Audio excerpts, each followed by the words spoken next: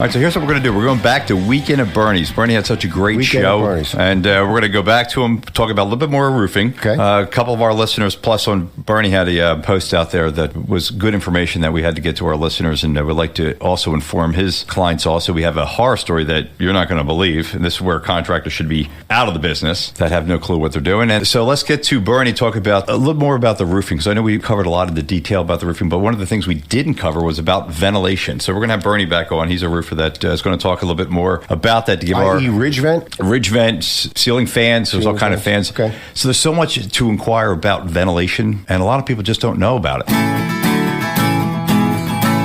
So, Bernie, what are you finding out since you do so many roofs about ventilation? What's the best form of application that you can put in there for your roof? It really depends on the house. Almost every estimate we go on, the people want ridge vent, because they see it on Google and they check it out. They know enough about it to know that ridge vent is good. It's hard to talk them out of ridge vent sometimes if their house isn't set up for it. If they don't have any intake or a possibility of having an intake, a ridge vent's not going to do anything for you. What does that mean exactly, Bernie? Intake? So ridge vent is a passive air system, so it cut out at the peak of the roof. The ridge vent needs an intake at the bottom of the roof to allow air into the attic space to run up the rafters and out through the peaks. Below your gutters, you have what's called a soffit, which is like the ceiling, from your gutter back to your house. Typically, that's where they ventilate for intake to allow air in and then out at the peak to keep a constant cycle of air. So not all roofs require ridge vents or should have ridge vents, right? Like a flat roof, you can't put one on a flat roof. But yeah, you're not putting them on a flat roof. Some old farmhouses, you really can't put them on. Hip roofs, yeah, they're a killer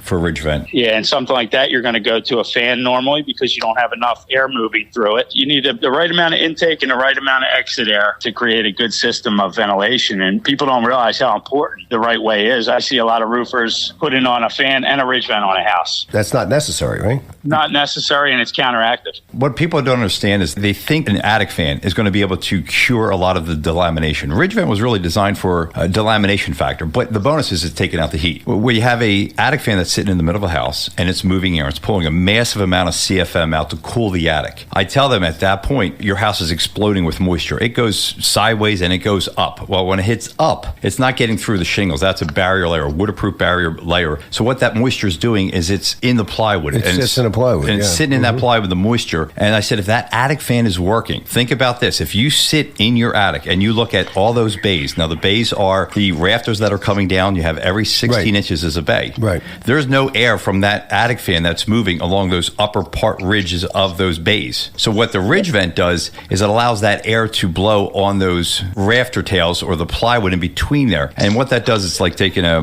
hairdryer or a hot steamy mirror, and it's drying that plywood out so it doesn't delaminate. And Bernie, am I correct? In the wintertime when you see most of the delamination, correct? Absolutely. And mold. Most people that we go to say it gets so hot in my attic, I need an attic fan or ventilation, where it's much more important in the winter. So anytime we install a fan, it's going to be with a thermostat and a humidistat to control the moisture, because that's what eats your plywood, the glue in the plywood. It delaminates the plywood and it ruins your roof completely. So it freezes in the winter, and when it freezes, it expands.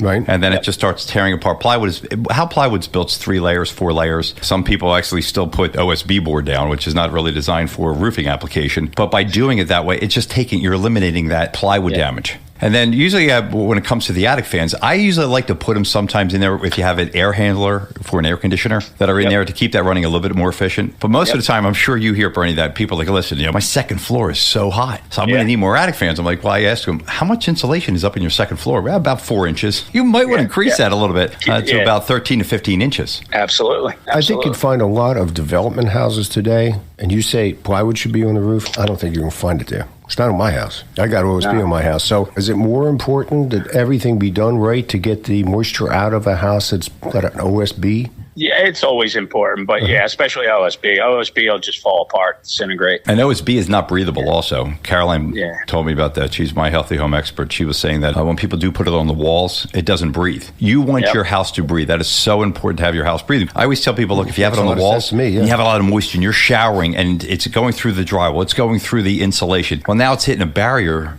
which is the OSB, it can't get out. And that insulation that's in your walls when it gets wet, you ever see cotton candy when it gets wet? It shrinks up and molds up. Now you got a mold issue there because your house is not breathing. Then you got interior air quality problems, and it's just a whole list of problems that you don't need to have. So the ventilation with the roof is one of the most important things that you do need. But there's just so many variables that where Bernie's got to go out to try to sell the people and say, hey, listen, these are your options, but ventilation is that important. Bernie, does anybody turn to you and say, listen, we really don't want to spend that extra money on the ventilation and we do not want to do it? Typically not. We actually, it'll void your warranty if you don't have the right ventilation. So if you go put a roof on that they're calling lifetime now, which is, based off of a 50-year time period, I mean, it doesn't make any sense for a few $100s to do the ventilation right. Ventilation's not expensive. It's just important, so it's one of those things you got to do with the roof, and we won't warranty a roof without ventilation. So no, we don't typically have them do it, without any ventilation. Now, the major shingle manufacturers also in their paperwork say certain houses cannot be ventilated. Okay, so they don't want you to put anything on them. They'd rather encapsulate them. It happens a lot with, houses with cathedral ceilings upstairs that don't have any baffles, and the people aren't going to redo their, they don't want to see any ventilation in there because it could turn counteractive and actually draw air into the attic. Instead of mold up the existing insulation. Yeah. I mean, a good rule of thumb for a homeowner, if they've got an attic space that they can get into, they want the temperature in there within 15 degrees to 20 degrees of outside temperature. So if it's 30 degrees in the wintertime, you want your attic around 45 degrees probably. Okay, and then your barrier is your insulation from your house to the attic space. The insulation is your barrier to keep your house comfortable, and the attic space is supposed to be very close to outside temperature. One of the big mistakes I do see a lot is that people, the homeowners, when you're doing it yourself, they want to add the insulation themselves and they stick it and pack it in down by the edge of the roof where the roofing area meets the plywood. You need that ventilation in there. And as Bernie said, you need that ventilation. That's what the baffles are. Yeah, that makes sense. They're very inexpensive. All the time. Pop them in and you can get the insulation down there, but you need that house breathable. The soffit I always look at as like a turbocharger. The hot air is going to rise. It's going to take that ventilation out. But if you really want that great airflow to have great circulation in there, Bernie said it right. You need the ventilation. It's got to be done. Of all the ridge vents that I've seen, and my development was just, they're in the process of redoing all the roofs in my development right now. The ridge vent doesn't go to the edge of the roof. Is that a problem? Is it not a problem? There's calculations that you could do. You need a certain amount of space to be ventilated. We typically go end to end. We might stop 4 or 5 inches short of the very end, right, just to not allow, water or driven rain to blow in. But we typically do any ridge we can ventilate, we're going to ventilate. You can't have too much ridge vent, okay? Now, you can have too much ventilation. We've been on roofs that have a fan, ridge vent, whirlybird, or a turbine fan on top, which is like a static fan that goes with the wind, and one-way vents up top. So they've got every type of ventilation, but what it's doing is the ridge vent is drawing from all those other holes and not drawing from the bottom of the roof and ventilating the whole space. So you can over-ventilate, but not with the right system. So if you have intake and ridge vent across the entire roof, you're almost always good to go. That's really good information. All right, Bertie. Yeah, great job on that. Thanks for coming on real quickly. So for your listeners that are want to listen to you, Bernie, on the show, do you also let them know to contact that Your Valuable Home or go on the podcast, Your Valuable Home, so they can get some information and listen to you about ventilation and what we talked about last time about bad jobs with roofing? Absolutely. Absolutely. We'll reach them today. All right. Let them know. Thanks again, Bernie, for coming on doing this. All right, guys. All right, Thank buddy. you.